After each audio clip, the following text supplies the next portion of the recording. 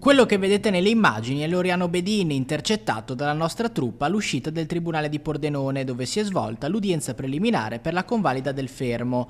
La procura ha chiesto la misura massima, il carcere in custodia cautelare. L'avvocato Giorgio Mazzuccato, difensore di Bedin, ha invece richiesto i domiciliari con il braccialetto elettronico. Sarà il giudice a decidere nelle prossime ore. È provato, sofferente, in condizioni che potete chiaramente immaginare, come tutti quanti noi potremmo immaginare. Si è pentito di quello che ha fatto?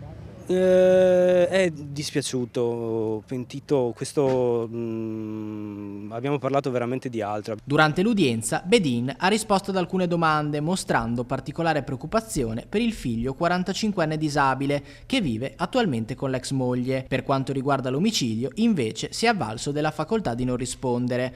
In aula è emersa anche la ricostruzione di TV12 dei fatti, grazie alle testimonianze dei condomini. Ho potuto apprezzare il video del vostro canale, fate riferimento a degli elementi, a delle circostanze, a delle situazioni che potrebbero fare molta luce sulla vicenda, fare più chiarezza. Erano circostanze che, vado a memoria, chiaramente col beneficio del dubbio, ma non mi pare di aver ascoltato e percepito nella conferenza stampa da parte della Procura della Repubblica.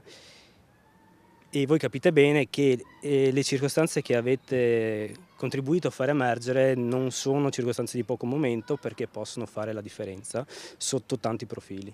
Secondo quanto ricostruito, alle 7:22 Bedin è stato ripreso mentre entra nella palazzina con un tubo di ferro lungo circa 71 cm.